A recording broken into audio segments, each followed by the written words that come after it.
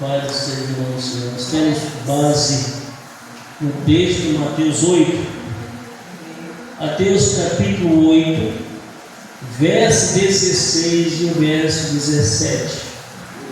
Mateus 8,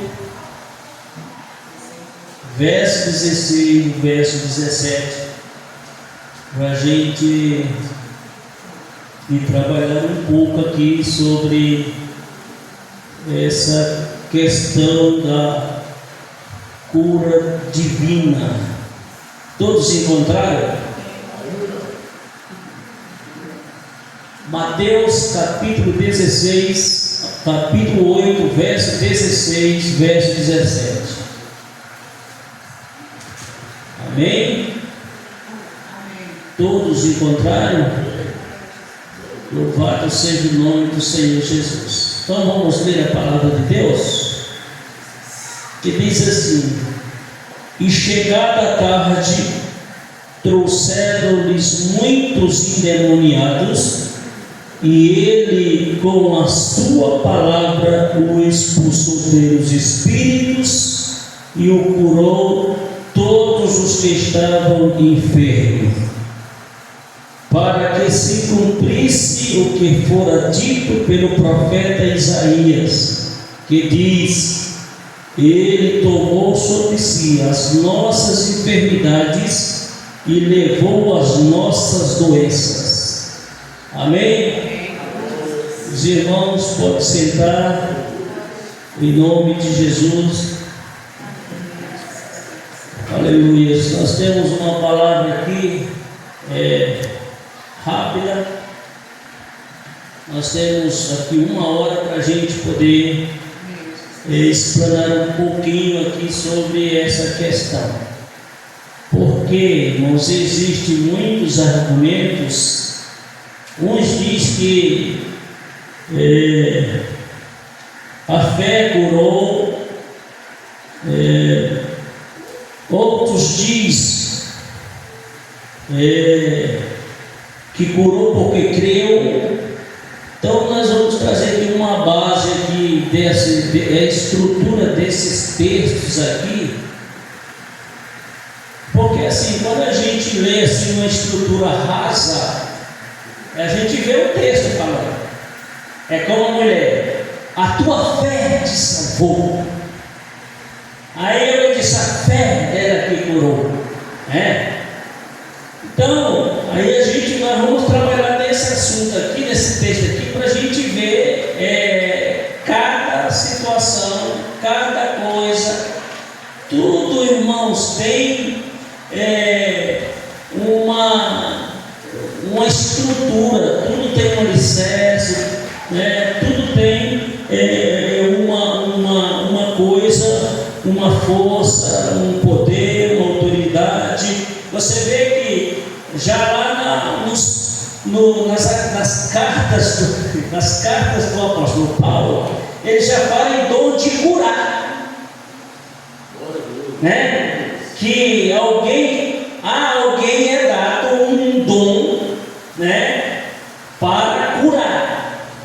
Agora, isso é verdade? Sim, é verdade, mas tudo tem uma estrutura para a gente chegar até lá, para a gente saber como esse gatilho chega até nesta palavra que fala.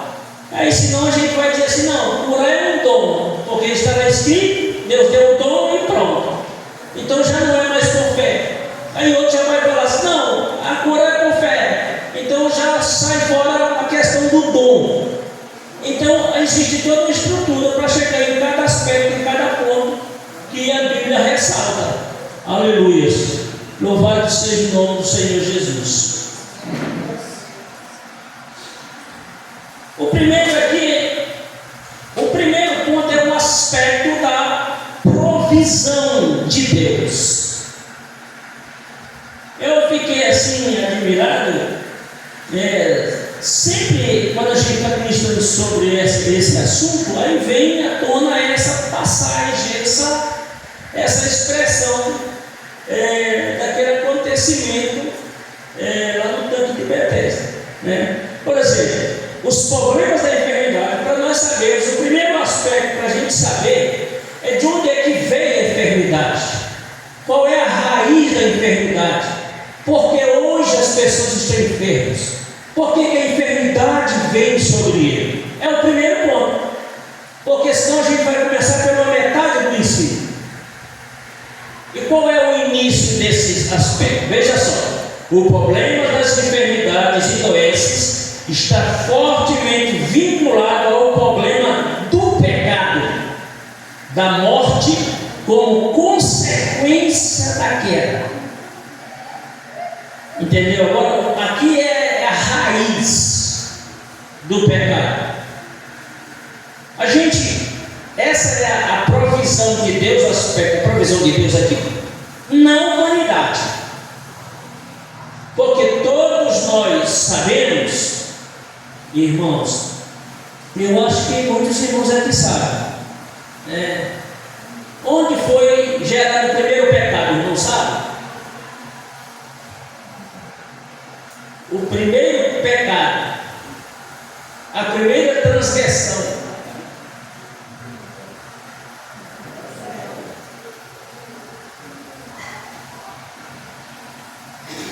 de modo geral, o primeiro pecado foi gerado lá no céu. Só que aqui nessa base, aqui nós estamos pegando da base humana do homem. Por exemplo, quando Lúcifer desejou usurpar o trono de Deus, quando ele disse assim: agora subirei mais alta estrela e serei como Deus. Então, foi gerado o primeiro pecado no céu, a qual, após ele ter planejado usurpar o trono de Deus, ele foi expulso do céu. Esse aspecto da provisão divina, ela vem desde a relação com o ser humano, que é justamente uma passagem que se encontra lá em Gênesis. Quem estiver com a Bíblia aí pode abrir Gênesis capítulo 2, verso 17. Glórias ao nome do Senhor Jesus. Pode baixar um pouquinho. O conhecimento do bem e do mal dela não comerás, porque no dia em que dela comer, certamente morrerás. Aleluia. 1, 2, 3, é o quarto, daqui para lá. Como está essa luzinha acesa aí? Ó? Essa luzinha, a primeira luzinha acesa, ali, ó. Essa aí. Isso, eu acho a alavanca lá, alavanca. Aí um pouquinho para baixo. Glória a Deus. Aleluia. Glória, tá bom. Aí. Aqui. No dia em que dela comer, certamente morrerás. Esta foi uma palavra que o próprio Deus, ele ministrou ao coração de Adão. E é interessante nós entendermos aqui, certamente morrerás. Então, essa expressão aqui, de que morte o Senhor estaria falando, irmãos?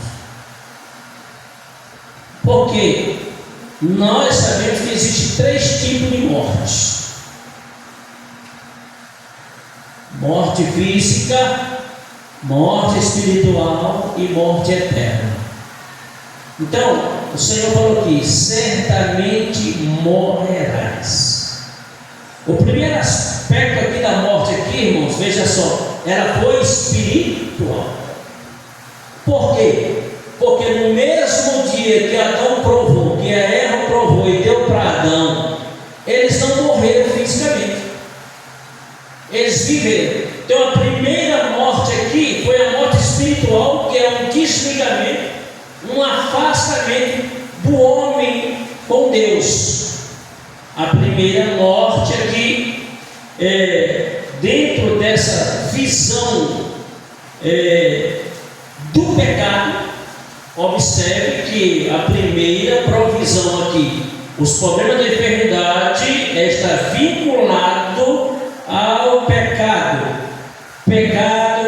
motivo, porque o homem, irmão, ele não morria, o homem também não ficava enfermo, e o homem também não envelhecia. O homem era um ser glorioso, que Deus deu a ele o privilégio de todas as tardes descer e conversar com ele, com Adão. Muitas pessoas aqui, às vezes relatam a questão da fruta como, e às vezes até o nome, por ser bonita, isso pelo outro, dá o nome de uma fruta. Aqui a Bíblia ela não relata que esse fruto era uma uva, uma maçã, não relata nada disso. Eles falam dos frutos comestíveis que eles poderiam comer, mas aí o Senhor ele determinou que um determinado fruto não deveria ser comido.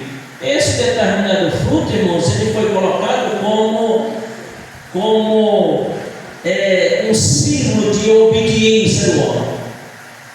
Não é verdade? Se eu falar assim, nós temos aqui várias coisas comestíveis. O Senhor fala: comerás desse, daquele outro, mas desse aqui você não pode comer. Então, essa é uma regra que precisa ser obedecida.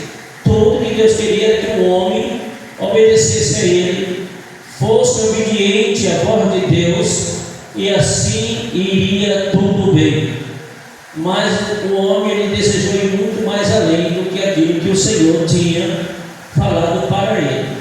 É aquela questão das expectativas, da curiosidade, que muitas das vezes a gente, no decorrer da nossa vida, a gente sente uma curiosidade, um desejo de fazer uma coisa, fazer outra, e se não houver da nossa parte algum controle, se a gente souber que aquilo ali que a gente vai fazer é algo que pode entristecer a nossa alma e ser prejudicial a nossa vida e ser contra a vontade de Deus, a gente precisa pensar e opinar por não fazer, para não se prejudicar no futuro. Então, a desobediência do homem, sendo já um pecado, fez com que o homem caísse no pecado. É interessante que quando caiu no pecado, houve sentenças. Os irmãos conhecem as sentenças. A sentença para a serpente é que ele agora ia rastejar e comer pó. Foi sentenciado. Esse ato custou caro para os três personagens. Para a mulher, agora disse: agora tu terás dores de parto e o teu desejo será para o teu marido, né? Para o homem disse: olha, do suor do teu rosto comerás o pão todos os dias da tua vida, e tu és pó e ao pó tornarás. Isso é uma consequência mortal. Isso é, da mesma maneira como eu te fiz do pó da terra, pela tua desobediência tu vai voltar para o pó da terra. Pela desobediência. Então a desobediência e o pecado, irmãos, ela tem consequência. Às vezes a gente relaxa e diz: não tem problema nenhum, né? Eu vou fazer, eu sou dono de eu mesmo, né? Eu me responsabilizo por mim mesmo. E às vezes comete o ato e esquece que nós vivemos debaixo de uma potente mão de Deus, que era justo, que era fiel, de sentenciar cada um. É o juízo de Deus, é o julgamento de Deus aqui na terra, nas nossas vidas, é esse. Por exemplo, Davi pecou, Deus perdoou, e Deus perdoa qualquer um de nós que errarmos, mas a consequência ele não retira. A consequência é inevitável, e a consequência pelos atos de Davi ele pagou muito caro. A nação pagou junto com ele. Então, por essa razão, nós precisamos redobrar a nossa atenção com relação a isso, porque Deus vai te perdoar, Deus não vai te condenar, mas a consequência dele vai acontecer. E olha que a mão de Deus, quando a mão de Deus ela está sobre a vida de alguém, você pode correr para onde você quiser, você pode procurar melhor em qualquer lugar do mundo, você pode ter pessoas bem financeiramente que podem te ajudar. Porque você está sob a mão de Deus. E aí você não vai sair daquela condição que Deus está te colocando sem antes você pagar o último sentido. Porque Deus é justo. Quando pagar, estarás livre, né? Se já pagasse uma situação dessa, uma consequência, abre os teus olhos para não cair em uma outra consequência. Todas as coisas que foram acontecidas no passado, elas servem de exemplo para nós, né? Davi cometeu e foi perdoado, não tem problema se fizer. Cuidado, irmão, não é assim. Olha as consequências. As consequências, elas são fortes, muitas das vezes não suportam, se desespera. Dentro desses três aspectos que eu falei aqui agora, irmãos, nós temos aqui a morte física. Observe que a morte espiritual aqui, ela aconteceu. A morte física, a morte espiritual e a morte eterna. Então, dentro da questão da morte física, quem pode ler Gênesis 3, verso 19? Gênesis 3, está lá no primeiro livro, Gênesis 3, verso 19.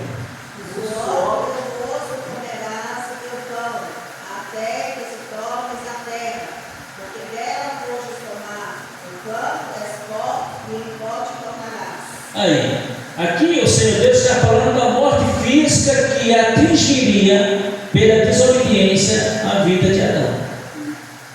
Ele podia se preparar, porque a morte ia chegar. E nós, irmãos, às vezes, nós brincamos tanto com Deus e achamos que somos eternos, que não vamos morrer. Quem é que é sábio o suficiente para dizer quando é que vai morrer? Até mesmo estando doente, dizer se eu vou morrer tal dia. Nem os médicos que estudaram, irmãos, eles acertam, porque às vezes a gente vai morrer daqui a tantos dias e morre depois de tantos dias a mais. Então, nós não sabemos o dia em que nós vamos partir. Nem eu, nem você, nenhum de nós. Por essa razão, irmãos, a morte física ela é inevitável, a não ser que Jesus venha arrebatar a igreja e você vá, não é verdade? Mas a morte ela é inevitável, todos nós iremos passar por esse processo. O mais interessante é que nós não sabemos. Por esta razão, nós, os crentes em Jesus Cristo, precisamos, irmãos, estar com nossas vidas no altar. Porque se você morre fisicamente, você precisa ter certeza da sua salvação, porque você vai estar certo de que eternamente você não vai morrer. Você vai viver. Aleluia, louvado seja o nome do Senhor Jesus. Os que estão salvos em Cristo, irmão, eles não morrem. Só morrem, irmão, aqueles que estão fora da comunhão de Cristo. Esta morte eterna que tanto fala, são pessoas que, por descuidos, estão desconcertados. A morte chega e, em vez de ele ir para o paraíso, ele vai para o Hades. É muito fácil nós tentarmos enganarmos a nós mesmos. Irmãos, nós temos um pouquinho de fariseísmo em nós. Às vezes nós queremos ser mais espiritual do que os outros. É notável que alguém tem essa essência de querer ser mais santo do que o outro. E isto, irmãos, não é uma conduta que possa dizer, assegurar a pessoa do céu. Não, o que nós precisamos, irmãos, é realmente examinar a nós mesmos, como o apóstolo falou, e sabermos se as nossas vidas, se se elas estão preparadas para enfrentar a morte ou não. Porque depois da morte, como diz o salmista, segue-se a juízo. Depois da morte não tem salvo-conduto, não tem missa de sétimo dia, não tem purgatório, não tem nada que possa tirar alguém de lá. Aquele homem lá, o rico e o Lázaro, um foi para o seio de Abraão e o outro foi para o Hades. Lá do Hades ele gritava: Pai Abraão, manda que as molhas dele e coloque na minha boca, porque minha alma está atormentada. Ele disse: não pode, porque quem está aqui não pode passar para lá, e quem está lá não pode vir para cá. Toda decisão nossa, ela gira em torno de consequências futuras. Aleluia. Então nós, tanto você, como eu, como cada um de nós, temos que avaliar as nossas vidas cada minuto que nós estamos respirando. Porque em questão de segundo, de milésimo, as coisas podem desabar, porque nós não sabemos a hora, e aí pode ser tarde demais. Aí vai enfrentar uma morte eterna. Então a morte que o Senhor estava falando aqui era a morte física, que através das suas práticas, das suas decisões, Adão agora ele foi tirado do pó e ele voltaria para o pó. Isto é, do pó você foi feito e ao pó você vai tornar. Irmãos, alguém só torna o pó depois que morre. Como é que alguém pode enterrar alguém, colocar ele numa urna e enterrar ele estando vivo? Só vai sepultar, ele só vai voltar ao pó, só vai jogar aquela terra em cima dele depois que ele morrer. Então o Senhor estava falando que ele tinha sido formado do pó, e agora o pó ele iria tornar pelas suas desobediências e suas decisões. Então aqui está falando de morte física. Aí eu citei a morte lá de Lázaro e do rio. Agora vem a morte espiritual que está lá em Gênesis 3, verso 6. Fique no livro de Gênesis um pouquinho, que tem muita referência de Gênesis muito bom sobre essa questão. O primeiro aspecto que gera enfermidade no homem é o pecado. Gênesis 3, verso 6.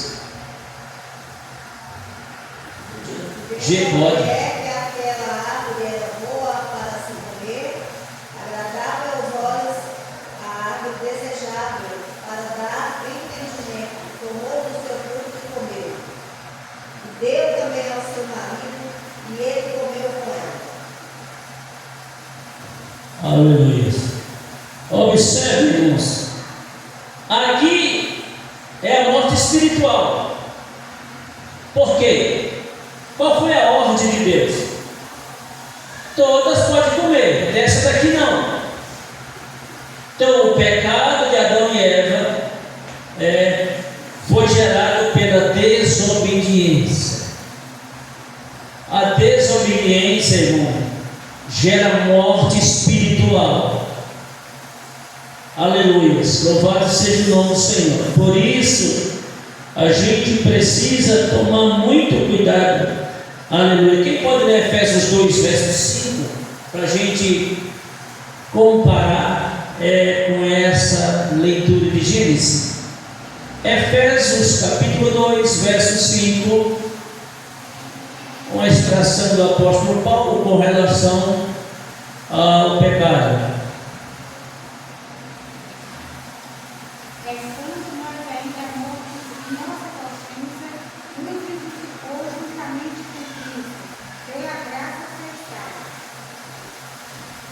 Efésios 2, 5. Aleluia. Observe. É interessante você analisar esse aspecto aqui,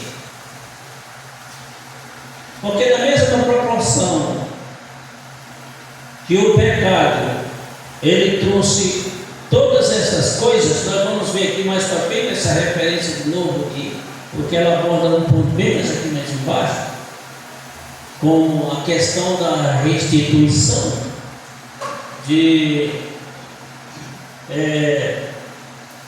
graça, de favor imerecido e de sacrifício, porque após o homem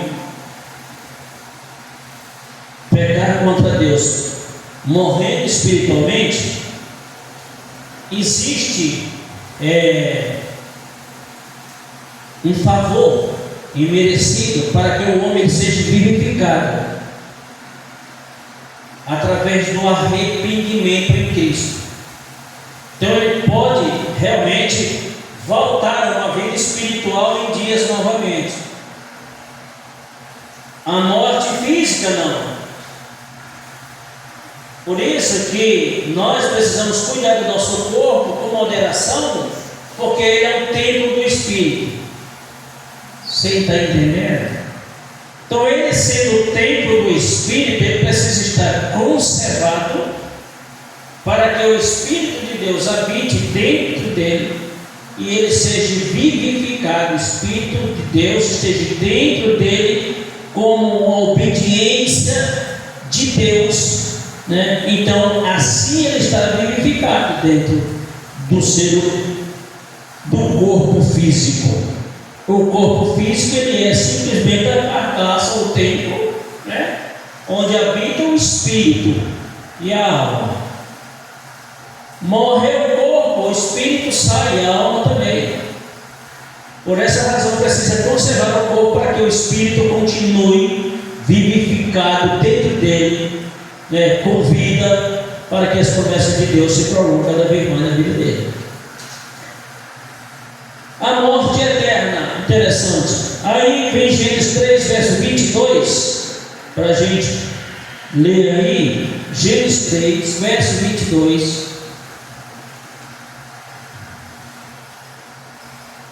Então disse o Senhor Deus: eis que o homem se tornou como nós, conhecedor do bem e do mal. Assim que ele estenda a mão e tome também da árvore da vida, e coma e viva eternamente. Aleluia. Após cometer o erro, né, o pecado, abriu-se os olhos dele. Por quê? Porque o homem vivia na época da inocência. O homem não conhecia o mal. Deus sim conhecia o bem e o mal, porque conhece todas as coisas. Mas o homem que é criatura de Deus, ele foi feito só conhecendo o bem, por isso vivia só na inocência. Quando caiu na tentação e desobedeceu a Deus, então o homem passou agora a conhecer o mal através da desobediência que ele tinha cometido. Observe aqui, aí você vai começar a entender a afloração das doenças que veio sobre o corpo físico. Agora o homem conhece o bem e conhece o mal, e aí ele é afastado do jardim do Éden para não comer a fruta da vida, porque senão ele iria viver eternamente e ia ser um eterno desobediente. E aí você vê como é que não ia ficar o país, como é que o ser humano não ia, praticamente ia sair fora do controle. Então Deus vai, retira a árvore do conhecimento do bem e do mal, né? Então expulsa ele de lá. Então observe, aí tem essa consequência. Quem pode ler Mateus 25, verso 46? Mateus 25, verso 46.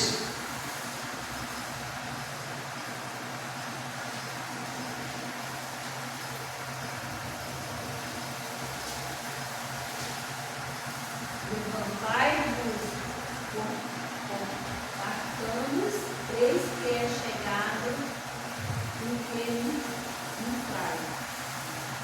Aleluia.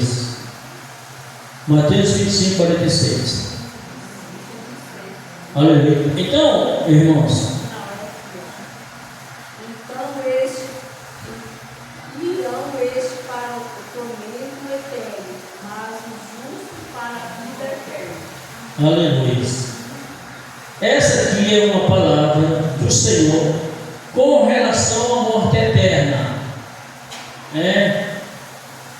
Olha, irmãos, os que estão displicentemente, sem saber discernir o certo, o errado, ou quem anda brincando com as coisas de Deus, observe que essa palavra, falada por Jesus, sentenciando e qualificando cada pessoa que estiver vivendo em cada uma situação.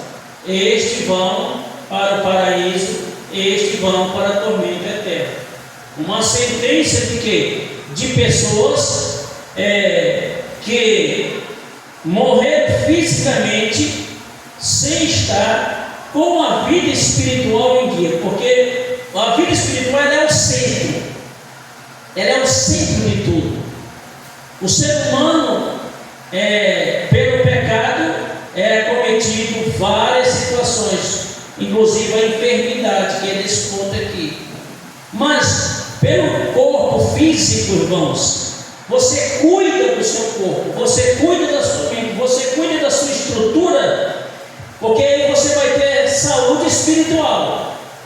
Porque se você tem saúde espiritual, não tem como você se perder. A saúde espiritual, a vida espiritual correta e dedicada a Deus é uma grande referência para ter uma vida eterna feliz com Cristo. Porque uma vida espiritual desarrumada é uma vida afastada de Deus. Uma vida afastada de Deus não tem como ter salvação. Tem pessoas que buscam refúgio. Não, daqui que morreu eu me arrependo. Não podemos brincar, irmãos, isso aqui não é brincadeira. Às vezes pode não dar tempo de se arrepender.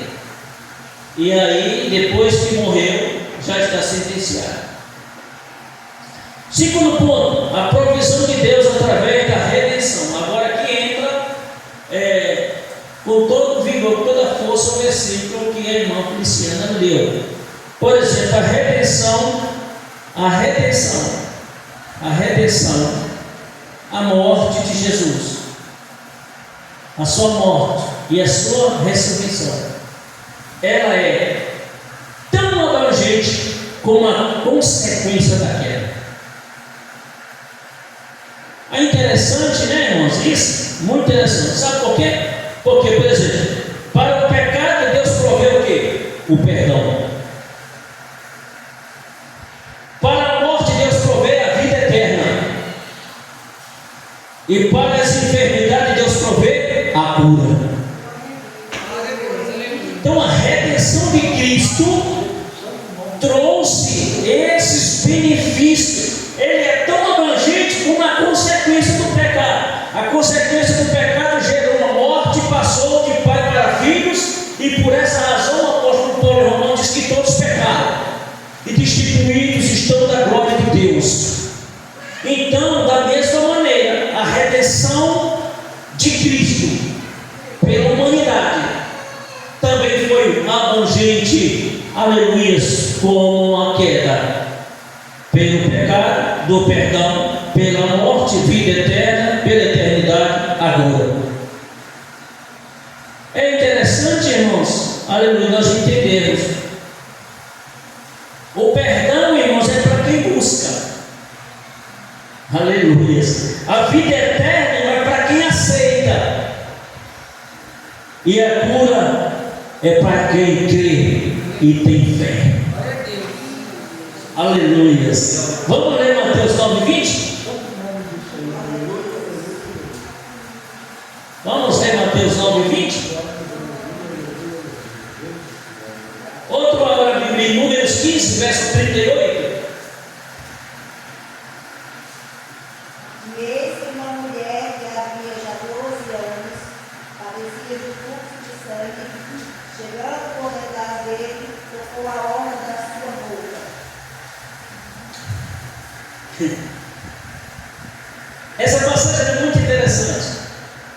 Eu falo para os irmãos o seguinte, que existe um elemento aqui, expresso aqui, nessa passagem, que muitas das vezes o pregador não para falar sobre ela, né?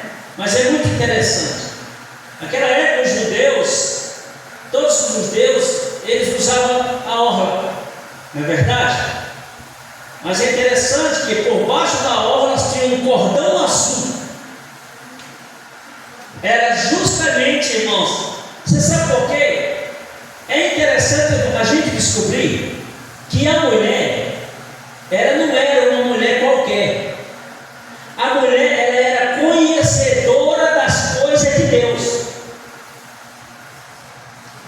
Ela sabia também que era naquele estado, que era um estado de impureza.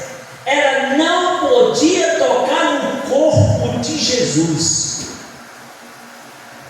Aí ela disse: tão somente eu tocar na sua orla. Você sabe por quê? Vamos ler uma referência lá em Malaquias 4:2. Malaquias capítulo 4, verso 2. Leia bem clarinho, e aí depois eu vou pedir para o senhor ler, se não tiver do meu jeitinho. Sim.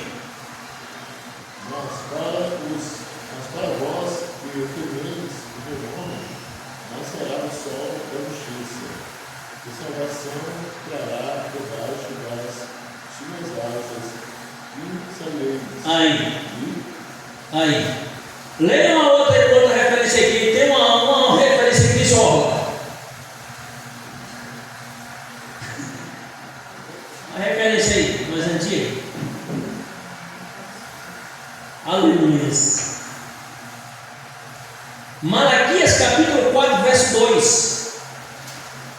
Mas para vós que temeis o meu nome, nascerá o sol da justiça, e cura dará nas suas asas, e saireis e saltareis como bezerros do cevadouro. Aleluia. Mas tem uma referência que fala de orla.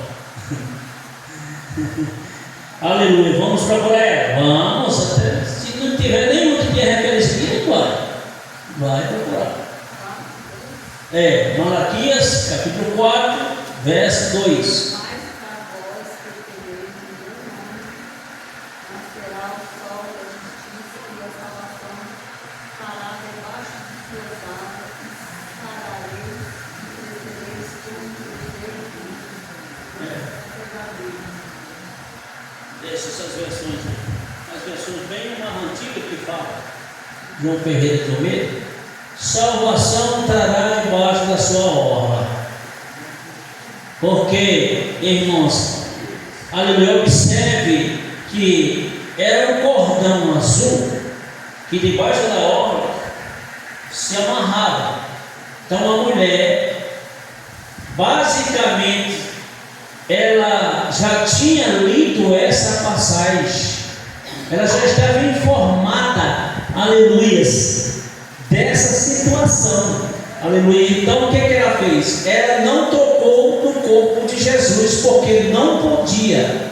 Ela reconhecia o estado dela e ela precisava agora tocar na orla, porque Malaquias aqui já falava que trará o que? Salvação ali debaixo da sua orla. Então a mulher estava com um problema, com uma dificuldade, e ela precisava ser salva e ser curada. Então ela foi e tocou na orla de Jesus. Ela não tocou no corpo de Jesus, porque ela sabia que a orla já era dito pelos seus antepassados que havia cura na orla.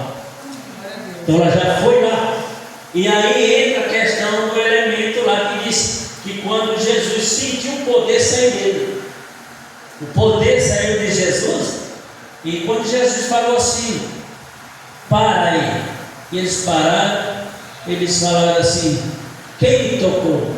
E eles começaram a murmurar um com o outro, mas Senhor, como é que o Senhor fala? que te tocou, se todos estão aqui em cima, apertando o Senhor do lado do outro, Jesus diz: não, alguém me tocou diferente.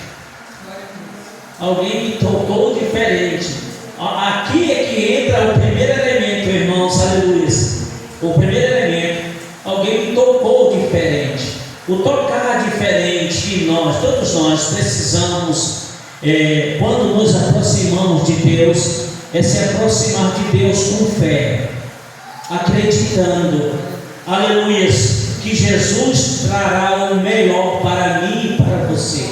Embora esteja vivendo uma circunstância terrível, mas você precisa ter fé em Cristo, acreditar que em Cristo, por Cristo, aleluia, os seus problemas, eles podem ser resolvidos, eles podem ser solucionados.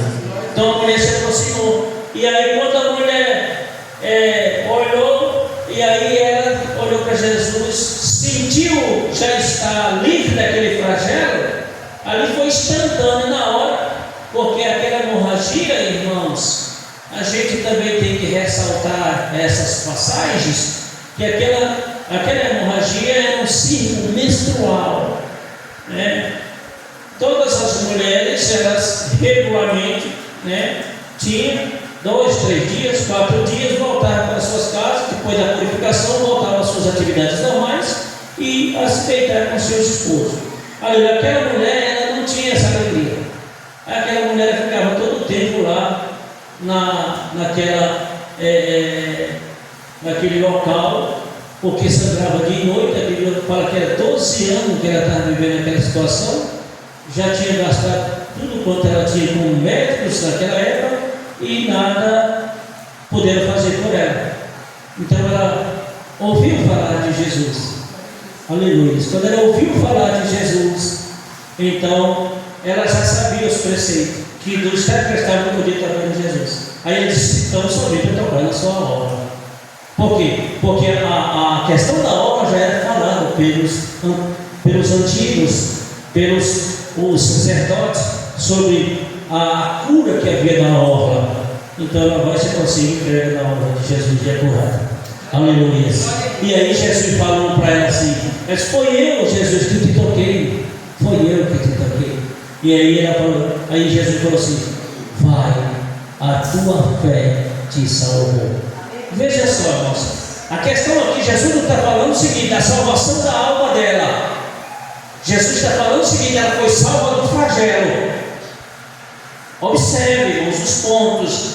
Vai, a tua fé te salvou. Foi pela fé que ela pegou na honra de Jesus. Foi pela fé que ela foi curada. A expressão de Jesus, a tua fé te salvou, é ficar-se curado desse flagelo. Foi curado instantaneamente. Glórias ao nome de Jesus. É interessante a gente entender. Quem pode ler Números 15, verso 38, que foi citado aqui? Fala aos filhos de Israel e diz-lhes que nas bordas dos seus vestidos façam franjas pelas suas gerações, e nas franjas das bordas porão um cordão de azul. Aleluia. Era justamente esse cordão azul que estava na orla de Jesus, porque isso já era uma lei sacerdotal ordenada pelo próprio Deus na época de Moisés, que deveria ser feito. Então, olha, observe essa mulher aqui, eu conheço essa história há muito tempo, ele já sabia, né? E aí está, porque todos os judeus, e aqui é muito interessante a gente poder abrir aqui um parênteses aqui para interessar, é muito interessante. Observe, dentro desse aspecto aqui, só usava essas coisas aqui os sacerdotes.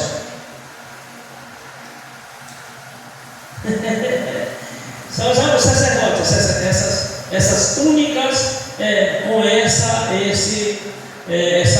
essa orla, esse cordão. Agora eu te pergunto, como foi que esse exercício passou para Jesus? Jesus é da tribo de Judá. A lei sacerdotal era para os levitas.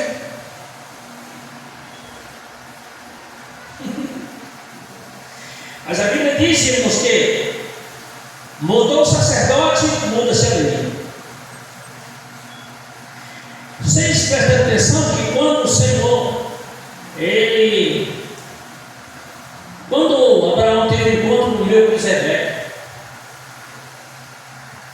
lá na frente ele vai fazer uma menção de Melquisedeque com Jesus. Que Jesus era sacerdócio segundo a ordem de Melquisedeque. Então na lei era assim: mudava os sacerdotes e mudava a lei. Quando o sacerdote mudou-se o sacerdócio agora para Jesus. Quando ele disse: tu és sacerdócio real. Então é interessante, né? E aí entra esse modelo. Entra a túnica, entra também as franjas e entra também a orla e o cordão. Aleluia, isso é muito maravilhoso, é magnífico. Então, por exemplo, Jesus teve tríplice no seu ministério. O que é tríplice? São três tipos, três mensagens que chamam-se que Jesus teve tríplice no seu ministério. Por exemplo, de ensinar a palavra de Deus, de pregar o arrependimento e de curar todos os tipos de moléstia, doença e enfermidade entre o povo. Quem encontrou Mateus 4, versos 23 e 24? Mateus capítulo 4, verso 23 e verso 24. Percorria Jesus toda a Galileia, ensinando nas suas sinagogas, pregando o evangelho do reino e curando todas as enfermidades e moléstia entre o povo. E a sua fama correu por toda a Síria, e traziam-lhe todos os que padeciam, acometidos de várias enfermidades e tormentos, os endemoniados, Aleluia. os lunáticos, os paralíticos, e ele os curava. Aleluia.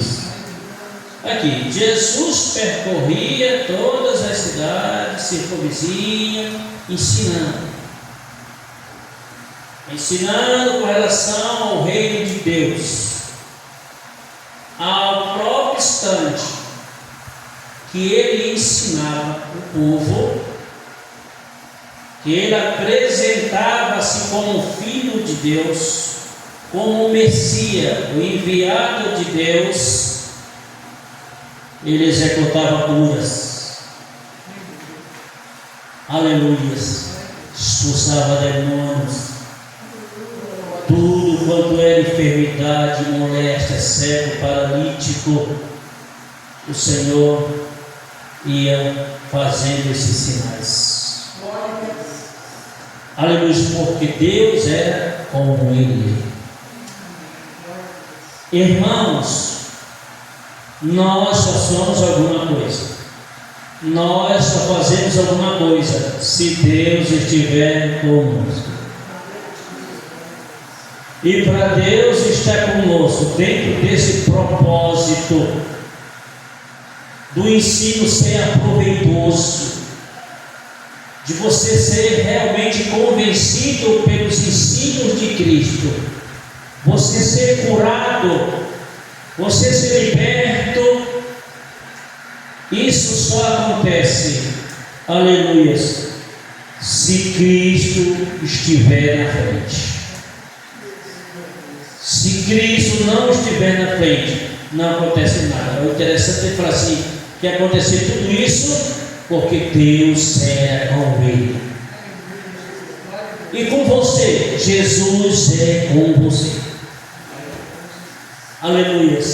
A Bíblia diz que Jesus foi obediente até a morte de cruz. Ele foi obediente a Deus, e por essa razão não tinha como não dizer que milagres espantosos era realizado pelo dedo de Deus. Da mesma forma somos nós. Se nós estivermos vinculados na poderosa palavra de Deus, que é verdade para nós, e formos fiéis e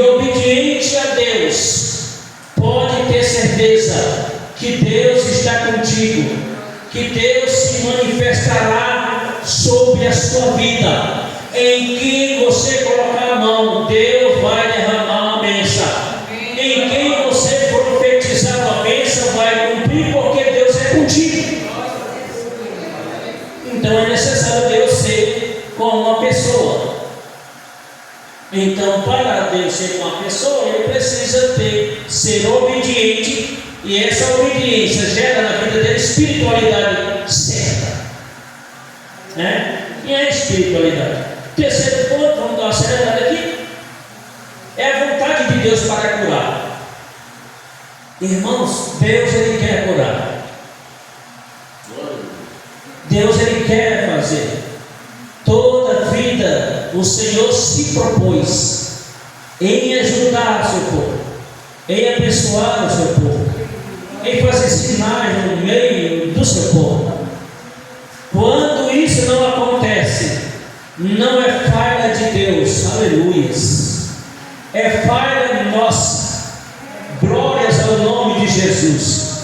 É fraqueza nossa, é incredulidade nossa, mas Deus sempre se propôs a abençoar o seu povo, a curá-lo de todas as enfermidades.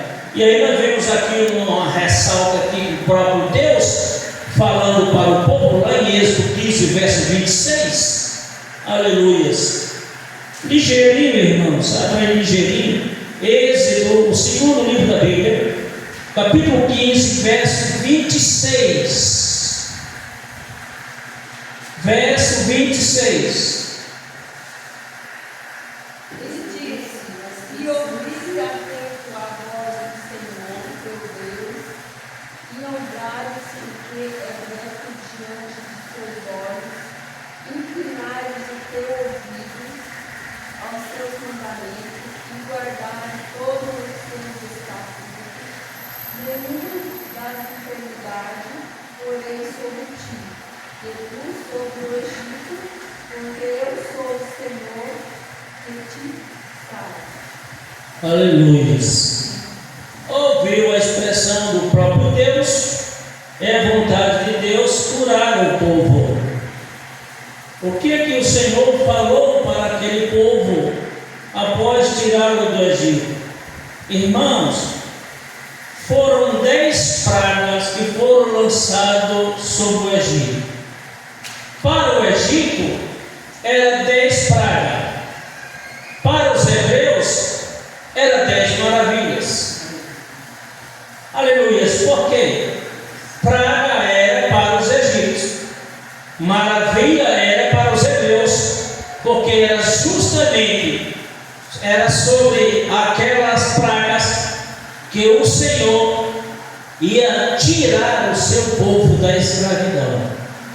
Aí, quando chega no deserto, o Senhor fala e fala forte e diz: olha, se vocês forem fiel a mim, se vocês me obedecerem, se vocês me servirem com alegria, eu prometo para vocês que nenhuma daquelas pragas que eu lancei lá no Egito virá sobre a vida de vocês.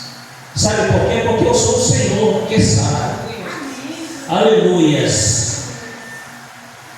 A Bíblia declara, irmãos, quando nós estamos firmes na presença de Deus, buscando a sua vontade, fiel ao Senhor, nenhuma dessas pragas que foi lançada no Egito, ela virá sobre nós. Não virá praga de saraiva, não virá peste de piolho, não virá praga de gafanhoto para comer aquilo que você produz, não virá morte de primogênito, não virá a praga que a sua água ela não vai ficar boa para beber. Esses tipos de praga que foi lançada lá no Egito, ele falou que eles livres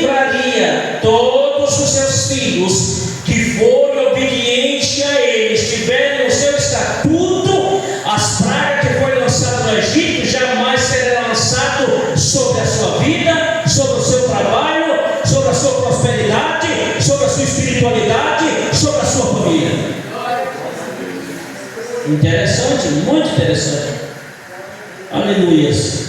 E no ministério de Jesus, lá em Marcos, quem pode ler? Marcos 1, verso 32 e verso 34. Irmãos, nós não vamos chegar lá no ponto, né? Oh, Jesus é bom demais. Apressa, irmão. Marcos 1, 32 a 34. Tendo chegado à tarde, quando já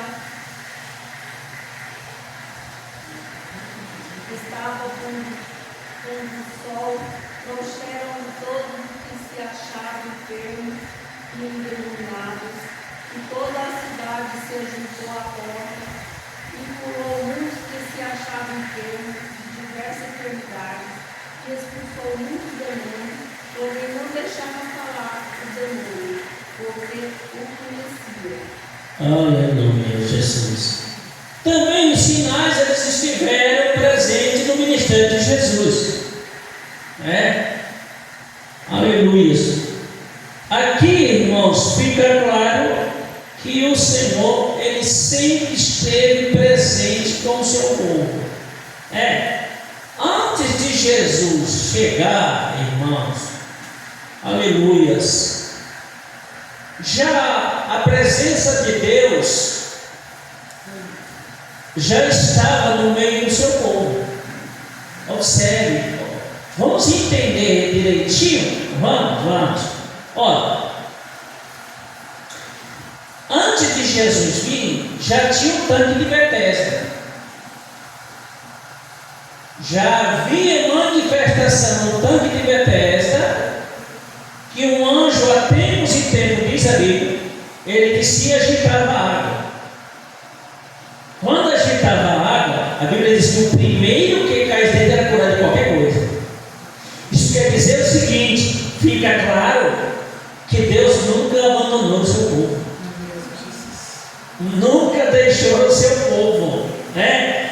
E aí nós vemos pessoas nesse tanque que estavam há muito tempo. A Bíblia só relata aquele paralítico que tinha 38 anos, só relata ele, não relata outros.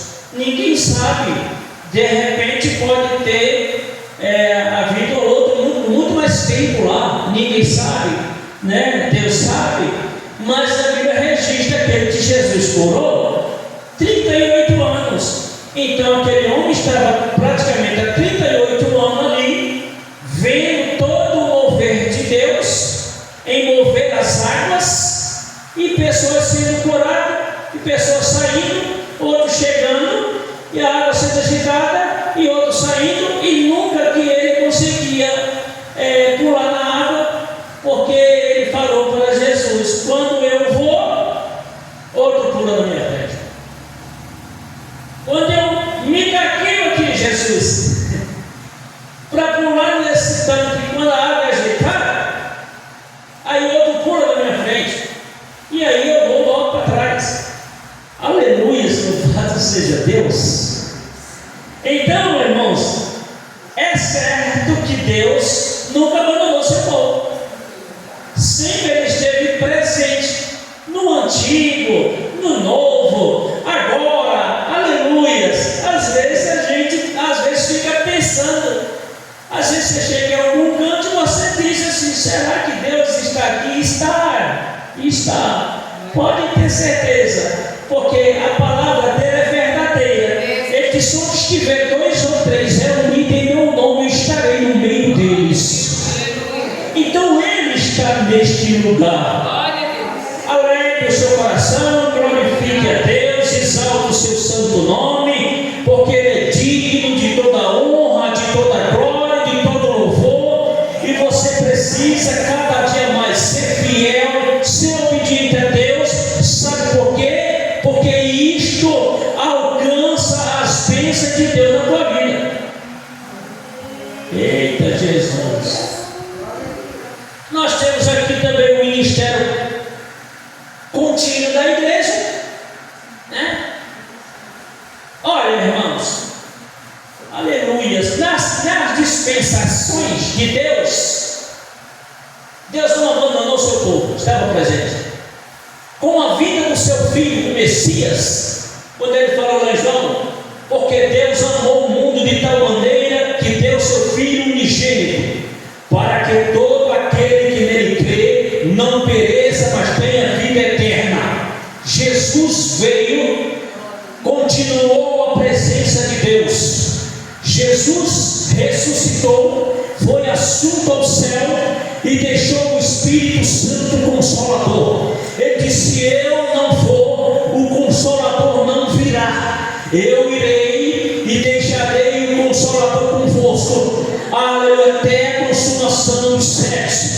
O Espírito de Deus está conosco. O ministério contínuo da igreja, aleluia, de hoje, aleluia, está agora sob os cuidados do Espírito Santo de Deus, a terceira pessoa da Trindade, que se encarrega, aleluia, de estar sempre ao nosso lado, despertando-nos com relação o que nós precisamos fazer ou não fazer. Então, esse ministério coletivo da igreja tem a atuação do Espírito de Deus com a sua igreja.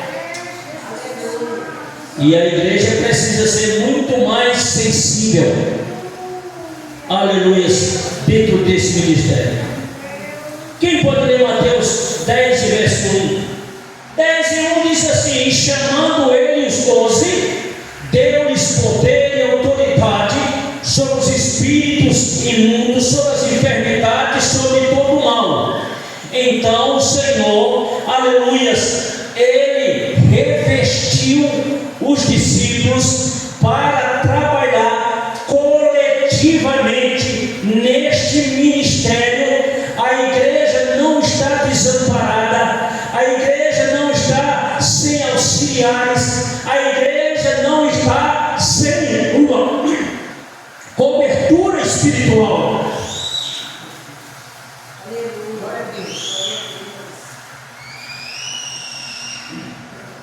Porque o Espírito de Deus, irmãos, é quem está cuidando da igreja. Glória a Deus. Irmãos, eu quero ler só duas referências aqui para a gente encerrar, que já deu uma hora. Não deu para nós concluir e chegar no ponto aonde a gente queria. Ficou faltando só um ponto só. Por exemplo, primeiro ponto: às vezes há na própria pessoa impedimento à cura divina. É isso aqui que é o miolo da situação. Glória ao nome do Senhor Jesus. Primeiro ponto: pecado ou não confessar. É o primeiro ponto. Vamos lá para Tiago 5, verso 16. A Bíblia, irmãos, ela nos dá diretrizes, respaldo. Possa ser que alguém não concorde com isso, mas está escrito na Bíblia. Tiago, capítulo 5, verso 16.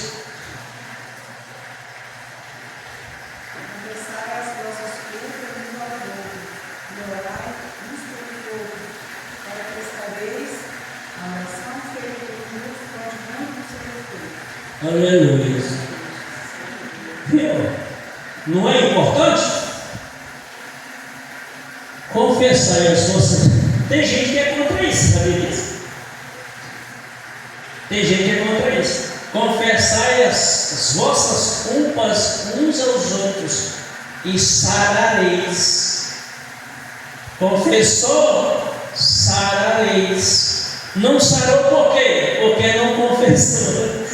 Se confessar, sararás. Aleluia. Jesus é bom demais. O segundo ponto é a questão da pressão e é o domínio demoníaco.